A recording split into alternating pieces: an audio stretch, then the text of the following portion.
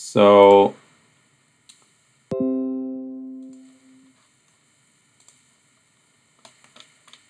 we left off talking about subsets. Given two sets, A and B, we write is that going? Yeah. A is a subset of B. So this is read as A is a subset of B. So it's like the less than or equal to sign, except it's rounded. When the following predicate logic statement is true, for every x of A, sorry about this, x an element of A implies x an element of B. So as I was explaining right from the beginning of class, the semester, implication describes containment.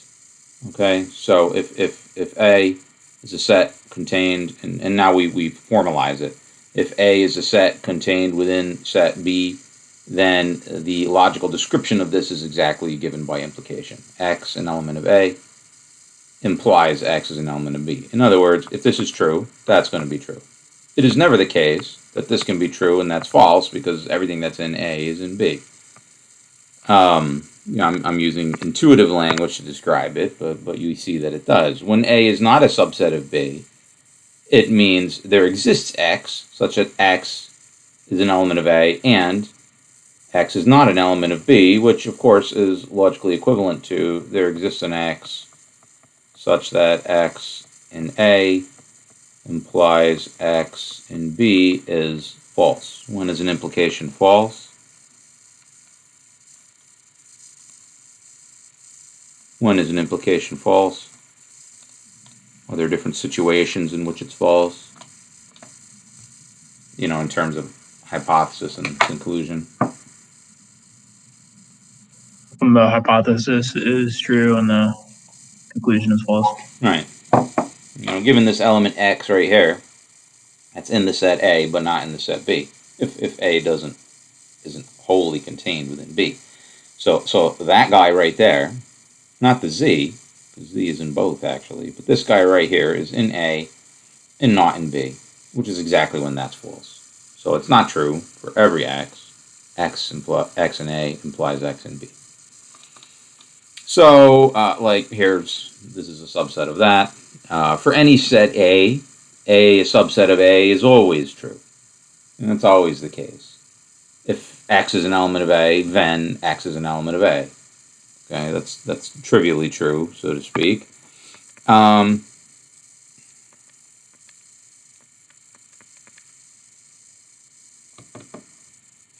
There is a set, so we use this symbol, and this symbol is pretty much universal, and that's somewhat rare in math, that there's a universal notation for something. So we use this to denote the empty set. Right, it is a set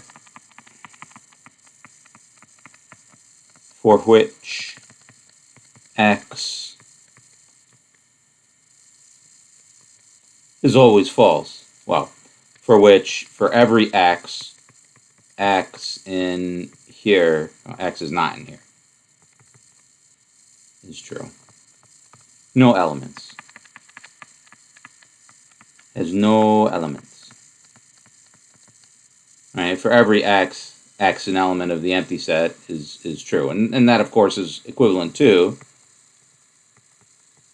for every X an element of the empty set is false. So empty set has no elements. Therefore, for any set A, the empty set is a subset of A because why?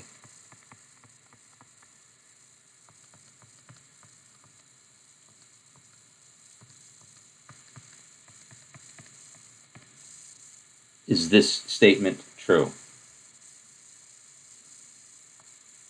For any X. Is that predicate logic statement true for any X?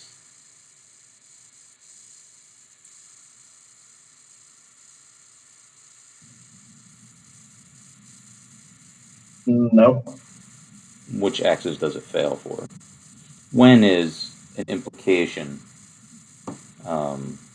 When is an implication false? When the hypothesis is true and the conclusion is false. When is the hypothesis true here? For which x's? It's never true. This is always false. Therefore, what?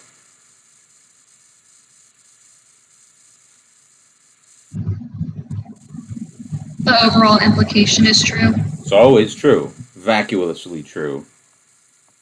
As we often say, for every x is true, is vacuously true.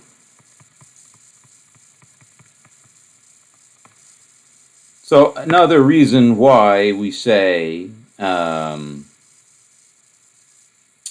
when the hypothesis is false, the implication is automatically true, right? In order to describe subset containment. Because if you're going to be looking at elements that aren't in the hypothesis set, right, they shouldn't have any effect on whether you're a subset or not. And also the intuitive notion that the empty set is always contained in anything. If you have a collection of something, well, that something always contains, within it, nothing. It contains inside of it. It always contains inside of it nothing.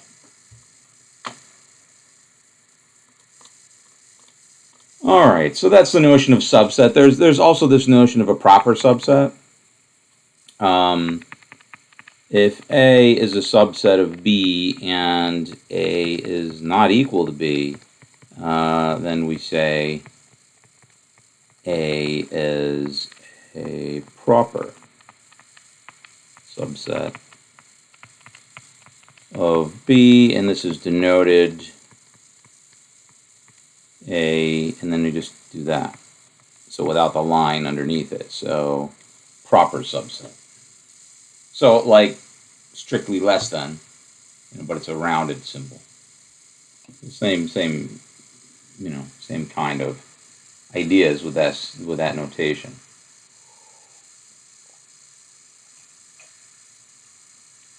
All right.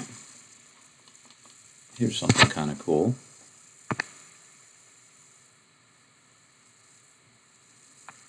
Power sets.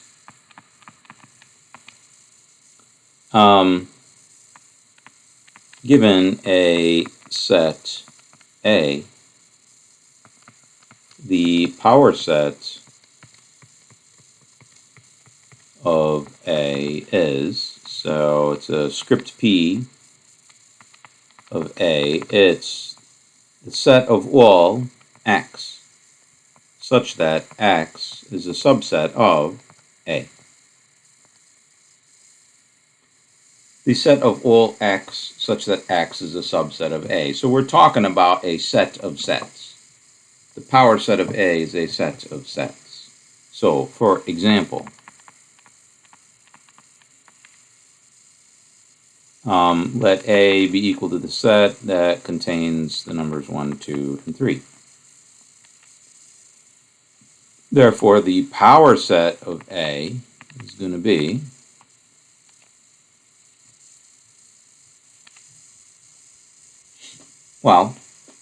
the set of subsets. So give me subsets consisting of no elements. Well, there's always the empty set in there. The empty set is a subset of any set. Subsets that have one element in them will look like this.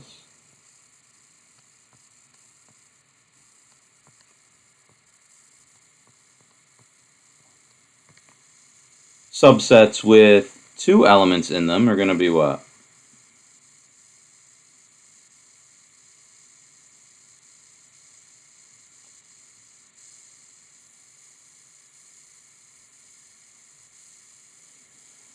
Give me the subsets of this set with two elements in them.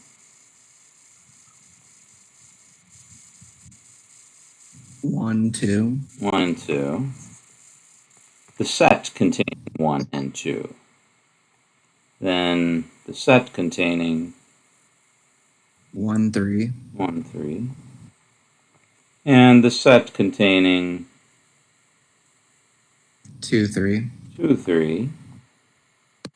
And then the last one, the subset consisting of all 3 elements, that's always in the power set of A. All right, so so there it is. Notice how many elements do we have in there? How many elements are in the power set of A?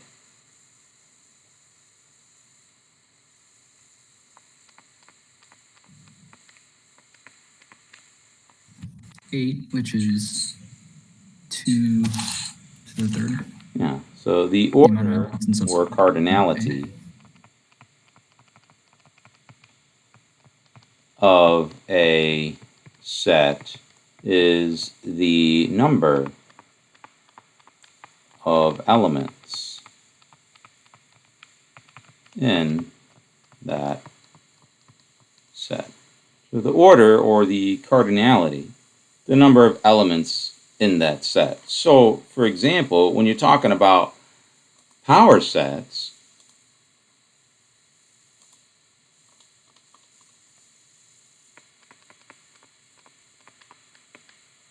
the order of the power set, so if A is finite,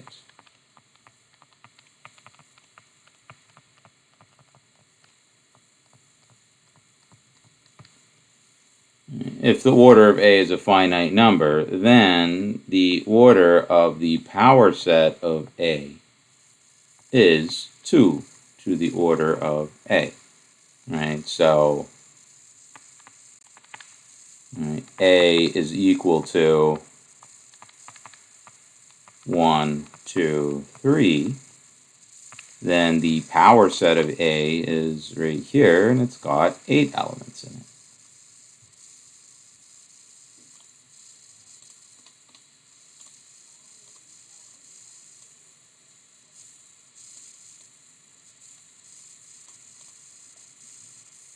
So here, the order of A is 3, and here the order of the power set of A is 2 to the 3 is 8. We've got 8 elements. Empty set, the set with the 1 in it, set with the 2 in it, 3, 1, 2, 1, 3, 2, 3, 1, 2, 3.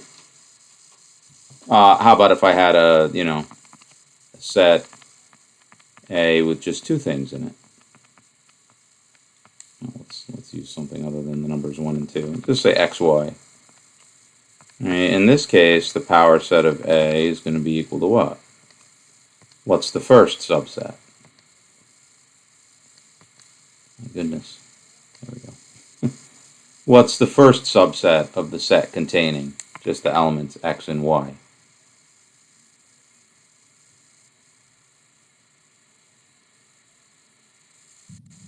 An empty set. The empty set. It's always there. Subsets of order 1. Subsets of order 1. Subsets with 1 element in them. Set containing X Mm-hmm. and Y. Set containing y. And then last one. Set containing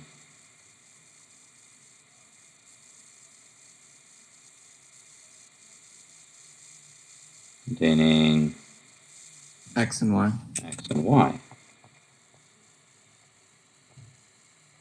All right, so here the order of A is 2, and here the order of the power set of A is equal to 2 to the 2 is 4. Why is the order of the power set of A 2 to the order of A? What's the reason for that? If you're going to construct a subset, so you've got a set with 20 elements in it. Right, now I'm going to construct a subset of that set with 20 elements in it. Well, I'm going to go from element 1 to element 20, and I'm going to make a decision. In or out? You're going to flip a coin. Heads, in, tails, out. right? And how many ways does that happen? How many ways to flip a coin? How many outcomes are there when you flip a coin 20 times? Right? It's 2 choices each time, heads or tails, in or out, in the subset or not in the subset, right? So it's 2 times 2 times 2 times 2 times 2, however many times for however many elements you got. So it's 2 to the number of elements, right? You multiply the 2's, you don't add them, right? Like when you're flipping a coin 3 times, there's 8 outcomes. Right? There's 8 possible outcomes. 2 times 2 times 2, not plus. Not 2 plus 2 plus 2 times 2 times 2 times 2. We've seen that already, right? True, true, true, true, false, false, false, false. True, true, false, false. True, true, false, false.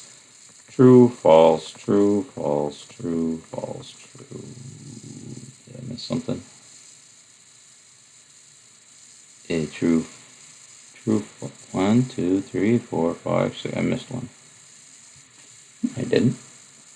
1, 2, 3, 4, 5, 6. Ah, here it is. True, false, true, false. There we go. Same idea. Trues and falses, heads and tails, in or out. You're making a dichotomy at each, at each step. One of 2 independent choices.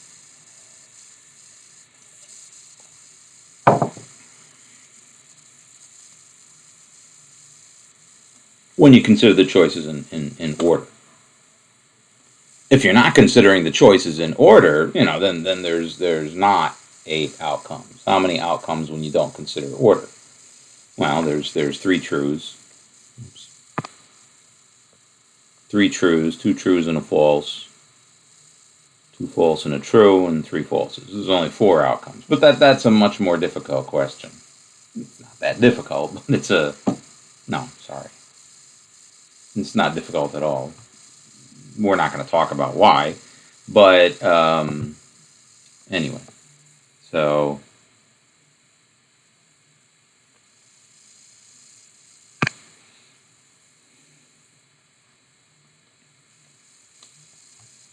all right.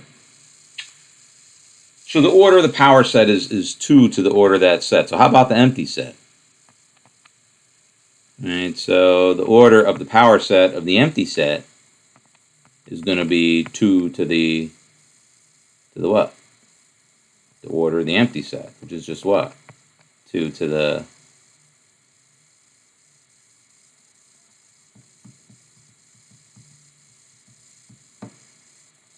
2 to the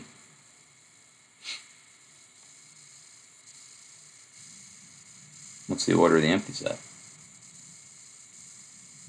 0. Yeah, the order of the empty set is 0.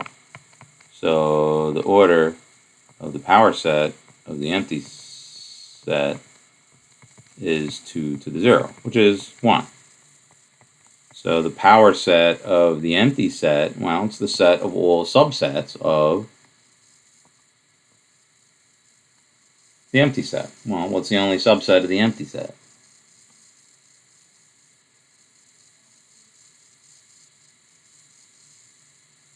The empty set. The empty set. Yeah. Yeah, empty set, not 0. Yeah.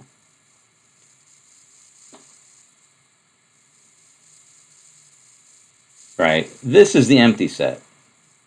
This is what?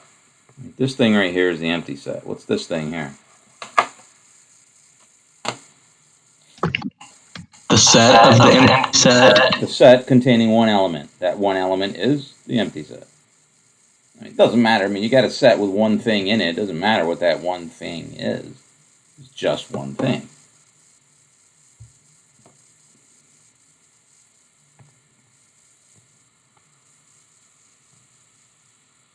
How about this?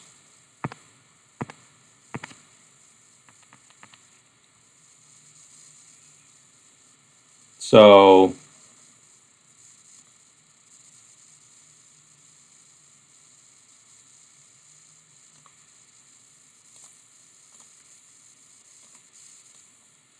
here, the order of A is 2.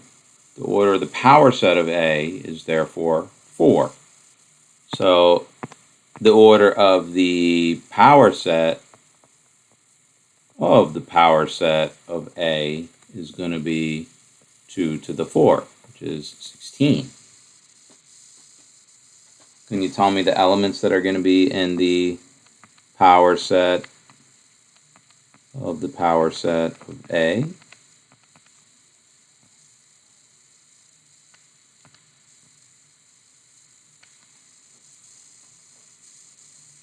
What's the first element? Subsets of order 0 inside here.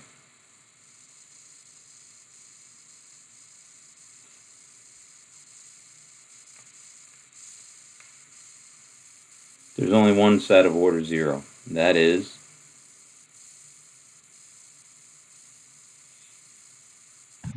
The empty set. just the empty set. Okay. Subsets of order 1. How many subsets of order 1 are there? Well, the number of subsets of order 1 is just the number of elements in that set, which is 4.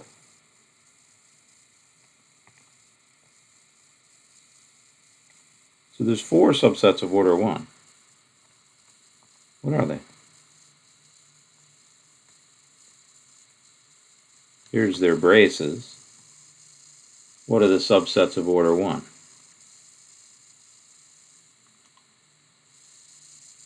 So here's one element of that set right there. The set containing X. So that, tell you what.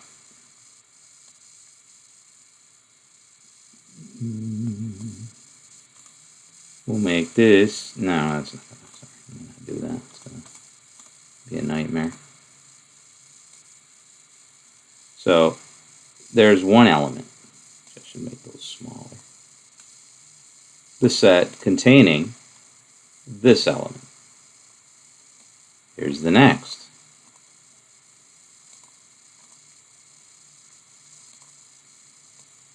The set containing this element. I don't care what that element, what those 4 elements in the set are. I'm just taking those 4 elements of the set, copying them down one by one. Whoops. There we go. Copy them down one by one and plop them into place.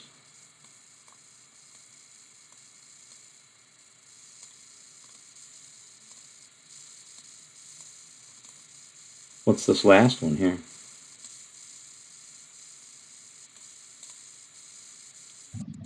The 4th subset of order 1.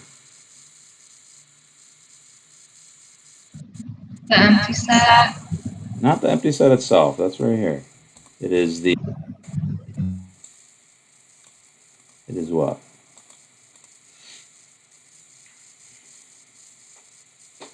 The set of the empty set. Set containing this thing. This is like the letter in the... Sorry? It's that. It's just that thing. Yeah, it's part of the Norwegian or Swedish Nordic alphabets or something. It's got a name, I don't know what it is.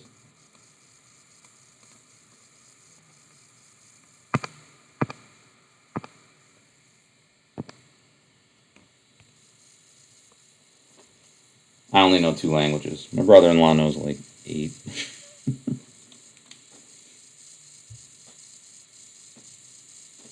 Okay, so those are the subsets of order 1. How about subsets of order 2?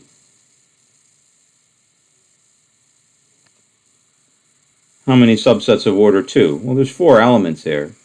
So I'm going to pick this and this, this and this, this and this, this and this, this and this, this and this, and then this and this. So that's 6.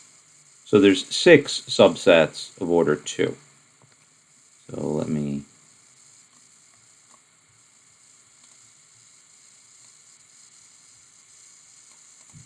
write them out, just the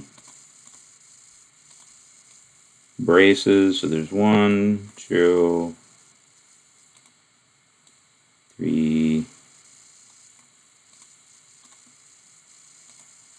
4, move the whole thing over,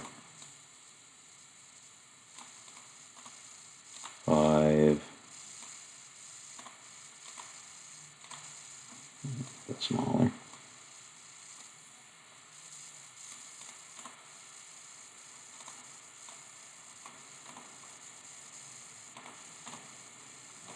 6. So there's 6 subsets of order 2. The subsets containing these two things,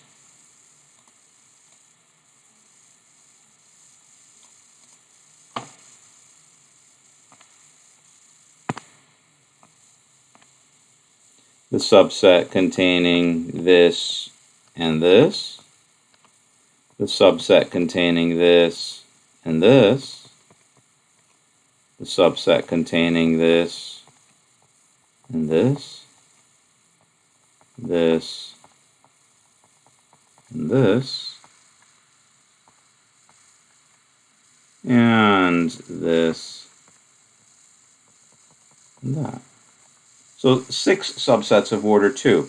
Do we see that each of these sets here, each of these 6 sets has 2 things in it? 1, 2, 1, 2, 1, 2. I mean, I don't care what this thing is. It just counts as one element of that set, even though that element is a thing which has higher numbers associated with it. It is just one thing in and of itself, right? I mean, if I wrote this, what's this? What's that symbolize?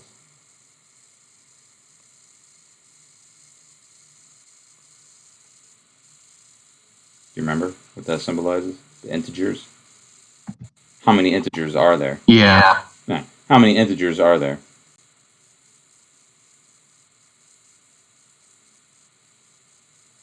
20? It's like Infinitely many. the conversation you have with every 4 or 5-year-old. What's the highest number? Right? How many things are there in here?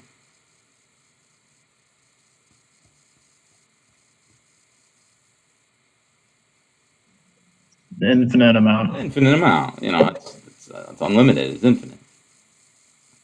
Right? But I mean, when I say the integers, that is how many things. When I say the integers, how many things am I talking about? The integers as a whole. Right? Or if I say, my Math 2800 class.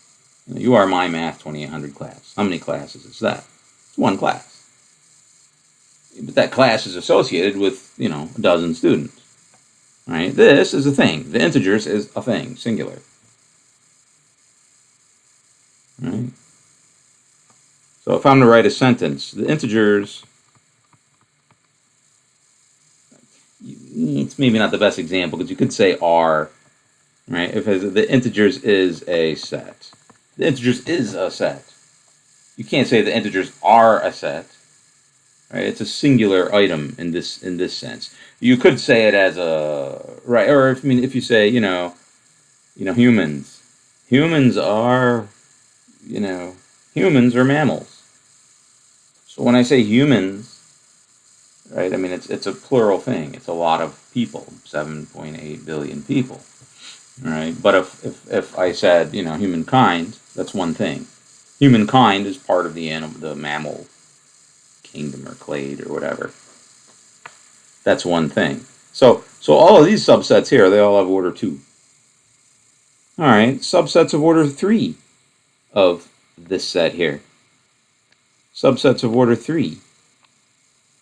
All right, there's the set containing empty set X and set Y. There's a set containing empty set X and set XY.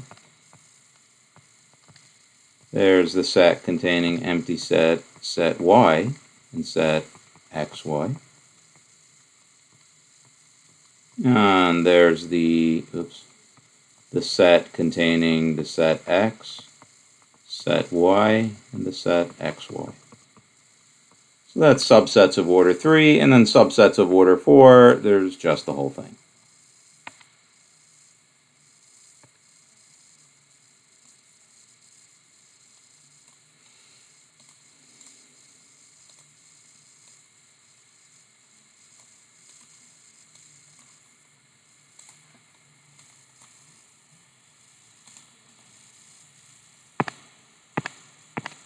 So if I stopped here, am I done? That's all the elements in the power set of A. 16. 1, 2, 3, 4, 5, 6, 7, 8, 9, 10, 11, 12, 13, 14, 15, 16. But a set has to begin and end with a brace. Right, so this brace, this brace, this brace, this brace. In other words, if I threw this into my compiler, and I don't know, what do they teach in computer programming classes these days in the CS department? Is it mostly Java or C, or what's the story? C uses these things as delimiters. There's no parentheses there. So who matches with that? This one. Right, you gotta finish that off down here. So now this matches with that. Nested parentheses. So that is the power set of A. It's got 16 elements in it. A is a set of order 2. The set of subsets of a set of order 2 has got order 4. Here it is. The set of all subsets of a set of order 4 has got order 16. Doesn't matter what those elements are, it's got 16 elements in it. A set of order 4 has a power set with 16 things in it. Here they are, in this case.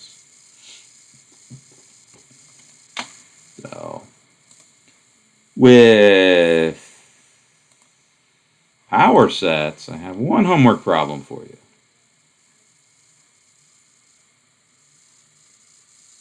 We haven't formally talked about what it means to prove. This is an if-then statement. It's an implication. If-then, or implication. A subset of B, implies the power set of A is a subset of the power set of B. Right? Why would that be true, so to speak? Intuitively, why would that be true? The power set of A is the set of all what? The power set of A, can you see my cursor here? I think you said you couldn't. The power set of A is what? It's the set of all subsets of what?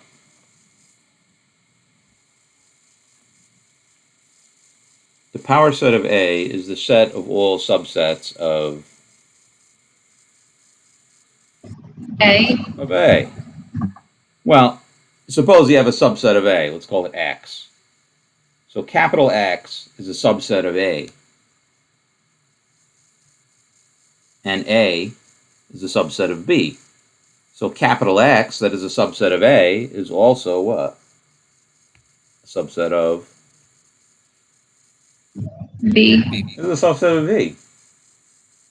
Right? So that element X, that's a subset of A, therefore in the power set of A, is also a subset of B. So it's in the power set of B. And we'll talk more about that. Just trying to get through the beginning part of this chapter here. So one other note that we just talked about right there.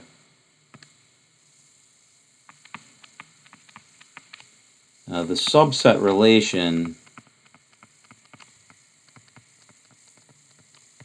is transitive. If A is a subset of B and B is a subset of A, then, B is a subset of C, then A is a subset of C. It's a transitive relationship.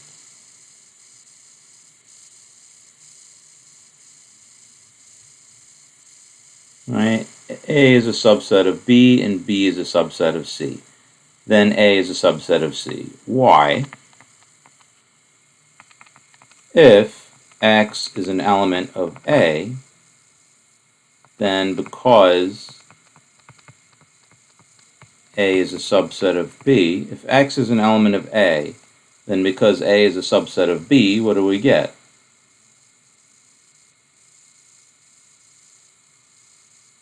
X is an element of C. Not quite yet. If X is an element of A, then because A is a subset of B, we get what? X An element of B. Right, X is an element of B. Right? When X is an element of B, then because B is a subset of C, we get what? X is an element of C. X is an element of C. Right? Therefore, X an element of A. If X is an element of A, you get X as an element of C. So by definition,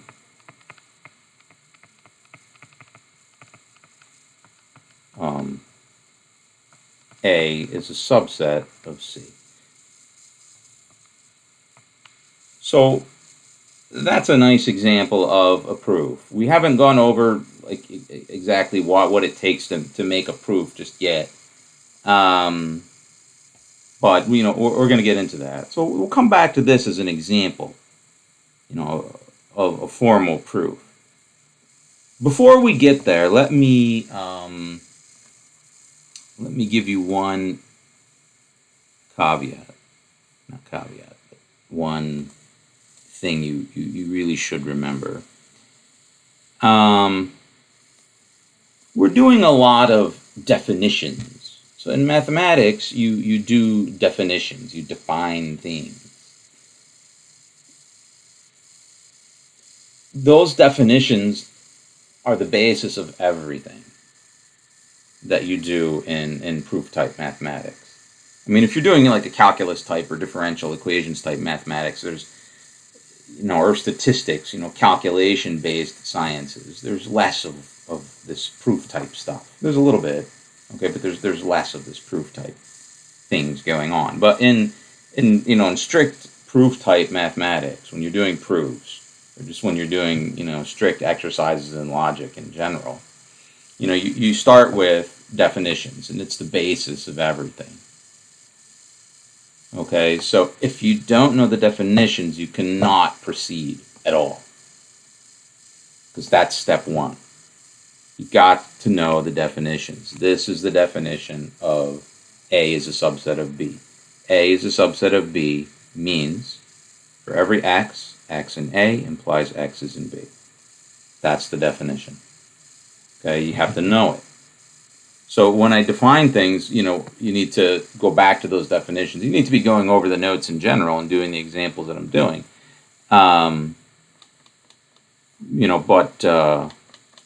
Those definitions need to be known. This exercise that I just, pointed out to you on the power set, on the power set of a set, like you can't do this exercise number 4 here, or number 6. 1, 2, 3, 4, 5. Oh, I gave 6 problems on this one. Yeah, okay. You can't do this number 6 without knowing the definition of a power set. One must know the definitions because that's the beginning. You can't talk about an object without knowing something about that object, just in general. But in mathematics, objects are defined. Nothing is sort of, I don't know, what's the word? Nothing sort of exists in a tangible sense. Right? Everything is defined abstractly, and you need to know those definitions in order to even get started. Okay, so please, when I define something, that's the first thing you need to remember is what those definitions are. Without that, you can't move forward at all. All right. So we did subsets. Let's get to. Let's do a little bit more with order. Infinite sets. No, let's not. Let's save that till later. Power sets. Okay, operations on sets. This is nice.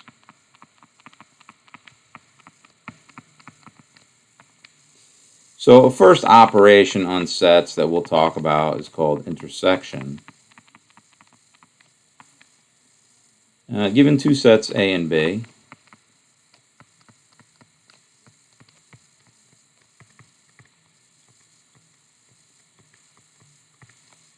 right? A, so this is a definition. A intersection B, it's the set of all x, such that x is an element of A and x is an element of B.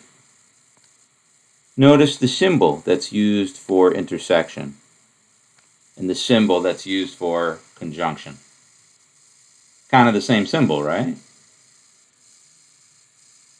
Yeah? No? Kind of the same symbol. The symbol for intersection is the same-ish as the one used for conjunction, and that's no coincidence because intersection is simply defined using conjunction. Okay, so given two sets A and B, A intersection B, it's the set of all elements common to both. Here's a Venn diagram description. If you have a set A, that's the elements inside this circle, inside of a universal set U, and you have a set B, that's the elements inside that circle right there, then A intersection B, that's all the stuff in between.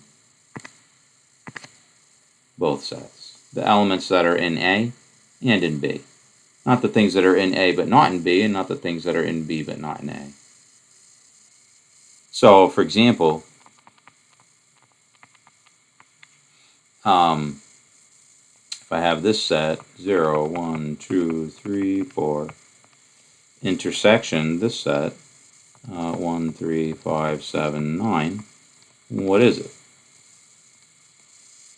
The elements that are in both sets.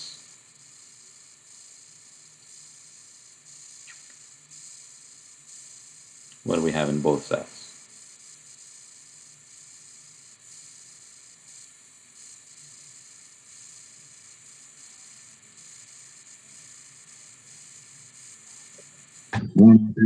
Just 1 and 3. How about something like this?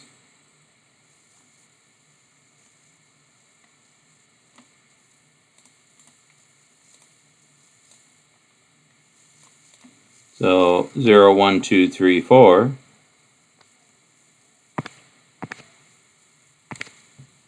7, 8, 9, 10. What's the intersection here?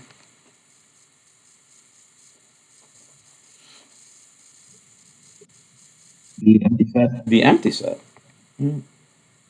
When two sets, we say that A and B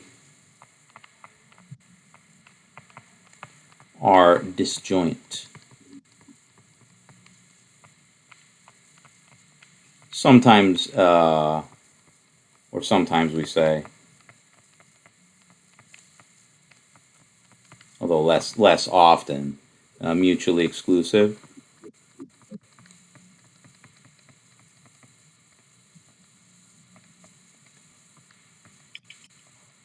That's definitely a less common term, but it means the same thing when you're talking about sets.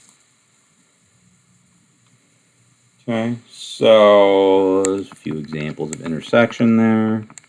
So 11 after the hour. The union of two sets. So whereas intersection is defined with conjunction, union is defined with disjunction. So given two sets,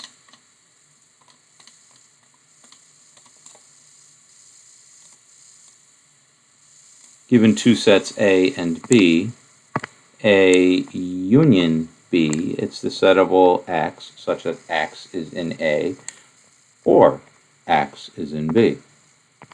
So that's all the elements of A, which is the stuff that's in A but not in B, and all the elements of B that are not in A, as well as the elements that are in A and in B. So that's everything together from A and from B. So, for example, here,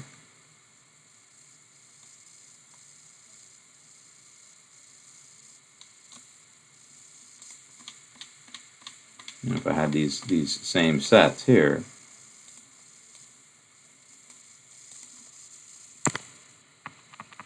Oops. If I was to take this set union this set, I have 0, 1, 2, 3, 4, 5, 7, 9.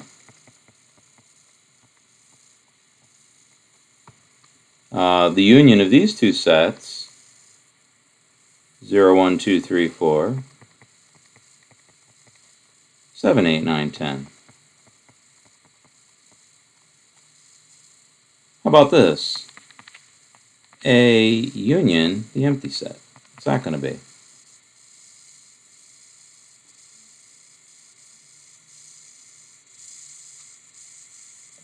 Just A. Just A by itself.